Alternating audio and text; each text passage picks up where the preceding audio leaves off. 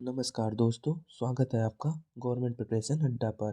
आज हम 27 फरवरी के इम्पोर्टेंट करंट अफेयर्स को डिस्कस करेंगे, जो कि एग्ज़ाम के पॉइंट ऑफ व्यू से बहुत ही महत्वपूर्ण है।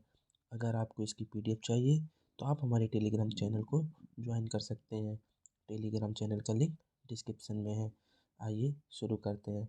आज का हमारा पहला क्वेश्चन है, फरवरी 2024 में अट्टुकल पोंगल उत्सव कहाँ मनाया गया? तो इसका सही ऑप्शन होगा डी, यह केरला में मनाया गया। 25 फरवरी को केरल के तिरुवनंतपुरम में अट्टुकल भगवती मंदिर में अट्टुकल पोंगल फेस्टिवल मनाया गया। अट्टुकल पोंगल दुनिया का सबसे बड़ा महिला उत्सव है। यह त्यौहार 10 दिनों तक मनाया जाता है। भद्रकाली और कनकी देवी का नाम देवी अटकलाम्मा भी है। इस त्यौहार को Guinness book of world record में शामिल किया गया 1997 में, जब 15 लाख महिलाओं ने पोंगल चढ़कर रिकॉर्ड बनाया था। दोस्तों, महोत्सव से रिलेटेड और भी कुछ इम्पोर्टेंट क्वेश्चन है, वो भी मैं आपको रिवाइज करा देता हूँ। तो बंगस वैली महोत्सव कहाँ मनाया जाता है? जम्मू कश्मीर में। बंगस वैली महोत्सव जम्मू कश्मीर में। सरस मेला, ये भी जम्मू कश्मीर में। पहला सिंथन स्नो फेस्टिवल कहाँ मनाया गया? जम्मू कश्मीर में। लेवेंडर फेस्टिवल जम्मू कश्मीर में। नवरोज नव वर्ष का संबंध किससे है? तो ये पारसी समुदाय से है। मक्खन महोत्सव मंडूरी कहाँ मनाया जाता है? उत्तराखंड में। नुआखाई त्यौहार कहाँ मनाया जाता है? उड़ीसा में। बुनालू उत्सव कहाँ मनाया जाता है? तेलंगाना में। बतकुम्मा भी ये बहुत फेमस त्यौहार है तेलंगाना का। इसे फूलों का त्यौहार भी कहते हैं। चचिन चराई महोत्सव कहाँ मनाया जाता है? अरुणाचल प्रदेश में। पक्के पग हॉर्नबिल फेस्टिवल अरुणाचल प्रदेश में मनाया जाता है। अगला क्वेश्चन देखते हैं। अच्छा, और भी है। कैर पूजा महोत्सव कहाँ मनाया जाता है? त्रिपुरा में। बिहू फेस्टिवल कहाँ मनाया जाता है? असम में। भारत का पहला प्रकाश स्तंभ उत्सव कहाँ मनाया गया? तो ये गोवा में मनाया गया। एंथुरियम महोत्सव मिजोरम में मनाया गया। नाडा हब्बा, जिसे दशहरा मेला भी कहते हैं, यह कर्नाटक में मनाया गया। बन्नी उत्सव आंध्र प्रदेश में मनाया गया। अगला क्वेश्चन देखते हैं। हाल ही में किसने खेलो इंडिया विंटर गेम्स 2024 का खिताब जीता है? तो आर्मी ने यह खिताब जीता है। टोटल मेडल जीते आर्मी ने 21, जिसमें से गोल्ड मेडल जीता 10, सिल्वर मेडल जीता है 5 और ब्रॉन्ज मेडल जीता है 6। खेलो इंडिया विंटर गेम्स 2024 का कहाँ पर हुआ था? तो जम्मू कश्मीर एंड लद्दाख में हुआ था। यह फोर्थ एडिशन था इसका, और इसका मास्कोट जो शुभांकर है वो सी ने सी और शान है, जो हिम तेंदुआ को रिप्रेजेंट करता है। और अगर हम देखें तो इसके दूसरे नंबर पे कौन रहा था? तो कर्नाटक रहा था। कर्नाटक ने टोटल 11 मेडल जीते थे, जिसमें से गोल्ड जीता था 9, सिल्वर जीता था 2 और ब्रॉन्ज जीता था 0। महाराष्ट्र तीसरे नंबर पे रहा था, जिसने टोटल मेडल जीते थे 22, लेकिन गोल्ड मेडल जीता था 7, 8 जीता था सिल्वर मेडल और 7 जीता था ब्रॉन्ज मेडल।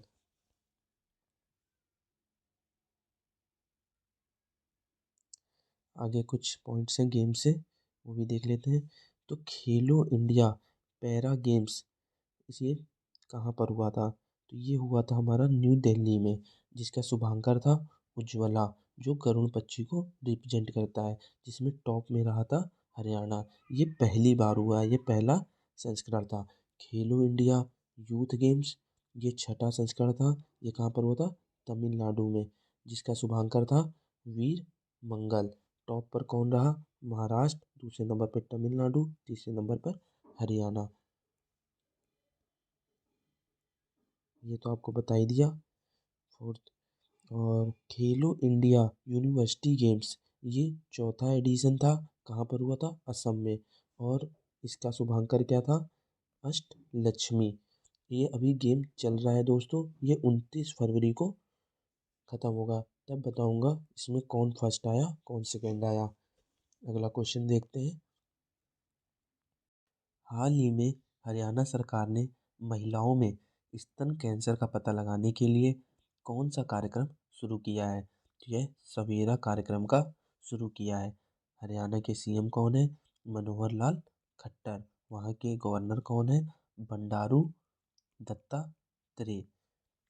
अभी 25 फरवरी को हरियाणा के मुख्यमंत्री मनोहर लाल खट्टर ने स्तन कैंसर की शीघ्र जांच के लिए सवेरा कार्यक्रम को शुरू किया है। यह कार्यक्रम में मेदांता फाउंडेशन के द्वारा गुड़गांव में स्वास्थ्य विभाग के सहयोग से शुरू किया गया है। इसमें जो दृष्टि बाधित लोग हैं वह स्तन कैंसर की जांच करेंगे। कुछ इम्पोर्टेंट डे हैं कैंसर से रिलेटेड, वो देख लेते हैं। वर्ल्ड कैंसर डे कब मनाया जाता है? 4 फरवरी को। वर्ल्ड लंग कैंसर डे कब मनाया जाता है? 1 अगस्त को। इंटरनेशनल चाइल्डहुड कैंसर डे कब मनाया जाता है? 15 फरवरी को। नेशनल कैंसर अवेयरनेस डे कब मनाया जाता है? 7 नवंबर को। भारत की पहली सर्वाइकल कैंसर के खिलाफ स्वदेशी वैक्सीन का नाम क्या है? तो Cervavac. Cervical cancer human papilloma virus से होता है। अगर पूछा जाए सर्वाइकल कैंसर कैसे होता है तो ह्यूमन पेपिलोमा वायरस से होता है। बजट में कहा कि 9 से 14 वर्ष की बालिकाओं को इस टीके को मुफ्त में लगाया जाएगा। अक्टूबर महीने को स्तन कैंसर के जागरूकता माह के रूप में मनाते हैं। एम्स दिल्ली ने कैंसर का शीघ्र पता लगाने के लिए एक एआई प्लेटफॉर्म आई oncology.ai को लॉन्च किया है। स्टडी ऑफ कैंसर को क्या कहते हैं? ऑन्कोलॉजी। अगला क्वेश्चन देखते हैं। हाल ही में विश्व एनजीओ दिवस कब मनाया गया? तो यह मनाया जाता है 27 फरवरी को। हर साल 27 फरवरी को दुनिया भर में विश्व एनजीओ दिवस मनाया जाता है ताकि विभिन्न एनजीओ द्वारा किए गए कार्यों और उनके योगदान का उत्सव मनाया जा सके। इसकी थीम क्या थी? एक सतत भविष्य का निर्माण, सतत विकास लक्ष्यों को प्राप्त करने में एनजीओ की भूमिका। अगला क्वेश्चन देखते हैं। हाल ही में रक्षा मंत्री राजनाथ सिंह ने कहाँ एकीकृत अपशिष्ट प्रबंधन योजना का शुभारंभ किया है? तो ये कहाँ पे किया है? लखनऊ में किया है। और लखनऊ में हमारी भारत की पहली एआई सिटी बनेगी। अगला क्वेश्चन देखते हैं। हाल ही में स्टार्टअप इकोसिस्टम को बढ़ावा देने के लिए बिहार सरकार ने किसके साथ समझौता किया है? तो ये समझौता किया है सिडबी के साथ। सिडबी की फुल फॉर्म क्या होती है? Small industries development bank of India. इसका स्थापना 1990 में हुई थी। हेडक्वार्टर कहाँ पे है? इसका लखनऊ में है। और इसके जो एमडी एंड चेयरमैन है वो है एस रमन। बिहार में 3 दिवसीय नागी पक्षी महोत्सव शुरू हुआ है। नंद किशोर यादव को बिहार की विधानसभा का अध्यक्ष चुना गया है। देश का पहला तांबे के आवरण वाला बापू टावर पटना के गर्दनी बाग में बनाया गया है। COP28 में बिहार को नवीकरण प्रयासों के लिए अंतर्राष्ट्रीय सम्मान मिला है। अगला क्वेश्चन देखते हैं। हाल ही में श्री साद अहमद वाराइच भारत में किस देश के उच्चायुक्त बने हैं? तो यह उच्चायुक्त बने हैं पाकिस्तान के। श्री साद अहमद वारचाइज आज नई दिल्ली में पाकिस्तान उच्चायोग में एक नए उपराजदूत का कार्यभार संभाला है। भारत में पाकिस्तान उच्चायुक्त के अनुसार श्री वाराइच ने एजाज खान का कार्यकाल पूरा होने के बाद उनका यह स्थान लिया है। हाल ही में सैफ अंडर 16 महिला चैंपियनशिप का आयोजन किस देश में किया जाएगा? तो ये नेपाल में किया जाएगा।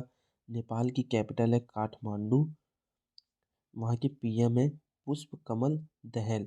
और वहाँ करेंसी चलती है नेपाली रुपया। बहुराष्ट्रीय सैन्य अभ्यास शांति प्रयास फोर्स नेपाल में शुरू हुआ है। नेपाल के तमांग समुदाय ने सोनम लोसार के अवसर पर नया साल मनाया है। नेपाल अगले 10 वर्षों में भारत को 10,000 मेगावाट बिजली निर्यात करेगा। आधिकारिक तौर पर समलैंगिक विवाह का पंजीकरण करने वाला पहला दक्षिण एशियाई देश कौन बना है? तो नेपाल बना है। भारत और नेपाल के बीच झूला घाट सस्पेंशन ब्रिज पूरी तरह से चालू हो गया है। अगला क्वेश्चन देखते हैं। हाल ही में कहाँ डेजर्ट फेस्टिवल 2024 शुरू हुआ है? तो यह जैसलमेर में शुरू हुआ है। हाल ही में विश्व बैंक के GEF ग्लोबल इन्वायरमेंट फैकल्टी इसकी पहली महिला डायरेक्टर कौन बनी है? तो गीता बत्रा। दोस्तों, पहली महिला से रिलेटेड और भी क्वेश्चंस हैं जो बन सकते हैं, वो मैं आपको रिवाइज करा देता हूँ। गीतिका श्रीवास्तव भारत में पहली महिला उच्चायुक्त बनी है। जया वर्मा सिंह रेलवे बोर्ड की पहली चेयरमैन एंड CEO बनी है। यूएस नेवी की पहली महिला चीफ लीजा फ्रैंचेट्टी। ऑस्ट्रेलिया के सेंट्रल बैंक की पहली महिला गवर्नर कौन बनी है? Michel block. सेलेस्टो साइलो विश्व मौसम विज्ञान संगठन की पहली महिला महासचिव बनी है। ये कहाँ की है? अर्जेंटीना की है। परमिंदर चोपड़ा भारत की सबसे बड़ी गैर बैंकिंग वित्तीय कंपनी पावर फाइनेंस कॉरपोरेशन की पहली महिला CMD बनी है। दीपिका मिश्रा वरीयता पुरस्कार पाने वाली दीपिका मिश्रा वीरता पुरस्कार पाने वाली पहली महिला इंडियन एयरफोर्स अधिकारी। सुरेखा यादव वंदे भारत का संचालन करने वाली एशिया की पहली महिला loco pilot. Shivangi Singh Rafale उड़ाने वाली पहली भारतीय महिला। अवनी चतुर्वेदी सुखोई लड़ाकू विमान उड़ाने वाली भारत की पहली महिला पायलट। विजय लक्ष्मी रमन भारतीय वायुसेना की पहली महिला अधिकारी हैं। इनका निधन हो गया है। नंदिनी गुप्ता मिस इंडिया 2023 है। शिवा चौहान सियाचिन में सक्रिय रूप से तैनात होने वाली पहली महिला अधिकारी हैं। सुरभि जखमोला विदेशी परियोजना पर तैनात होने वाली BRO की पहली महिला अधिकारी हैं। तो BRO की फुल फॉर्म होती है बॉर्डर रोड ऑर्गेनाइजेशन। अगर आपको पूछे विदेशी परियोजना पर तैनात होने वाली, तो आपका आंसर होगा सुरभि जखमोला। लेकिन आपको अगर बस ये पूछे BRO की पहली महिला अधिकारी कौन है, तो वह है वैशाली हिवासे। ये महाराष्ट्र की है।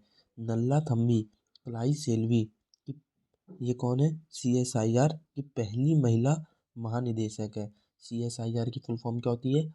Council of scientific and industrial research. मेघना अहलावत TTFI की पहली महिला अध्यक्ष बनी है। TTFI की फुल फॉर्म क्या है? Table tennis federation of India. Doctor Sonali Ghosh ये कौन है? काजीरंगा नेशनल पार्क की पहली महिला निदेशक हैं। पायल छाबड़ा पैरा कमांडो बनने वाली पहली महिला आर्मी सर्जन है। स्वाति नायक नॉर्मन बोरलॉग फील्ड अवार्ड 2023 मिला। ISO सर्टिफिकेट पाने वाली देश की पहली महिला पुलिस थाना भोपाल में है। Sadhana Saxena Nair military hospital service की डायरेक्टर जनरल बनने वाली पहली महिला है। दिशा नाइक देश की पहली एयरपोर्ट महिला फायर फाइटर बनी है। मनीषा पीढ़ी देश की पहली महिला ADC सहायक डी कैंप बनी है। कंचन देवी ICFRI की पहली महिला निदेशक बनी है। इसकी फुल फॉर्म क्या होती है? Indian council of forestry research and organization. 100 अरब डॉलर की संपत्ति वाली पहली महिला Francoise Bettencourt Meyers. CISF की पहली महिला DG कौन है?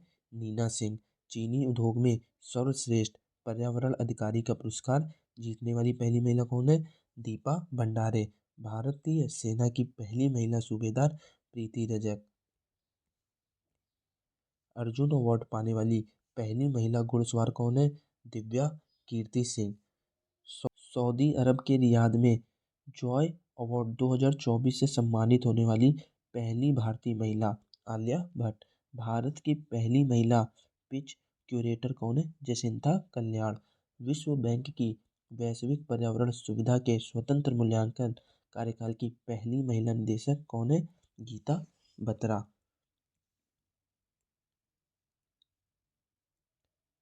2023 में भारत की पहली महिला कबड्डी लीग का आयोजन हुआ था। कहाँ पे?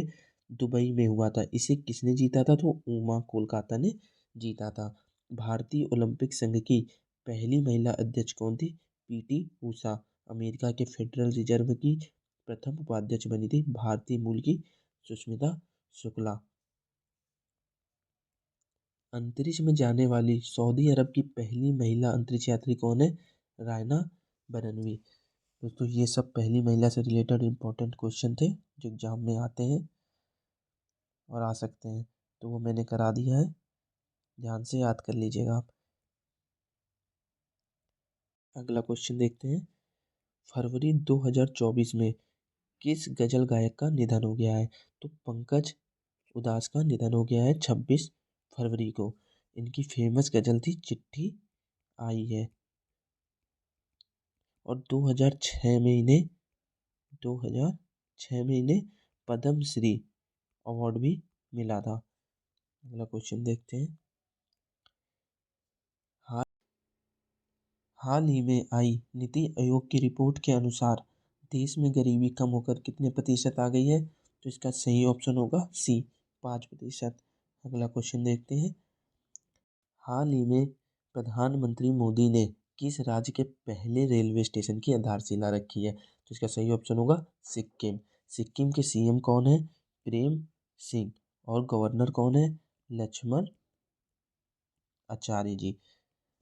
प्रधानमंत्री नरेंद्र मोदी ने 26 फरवरी को सिक्किम राज्य के पहले रेलवे स्टेशन की आधारशिला रखी।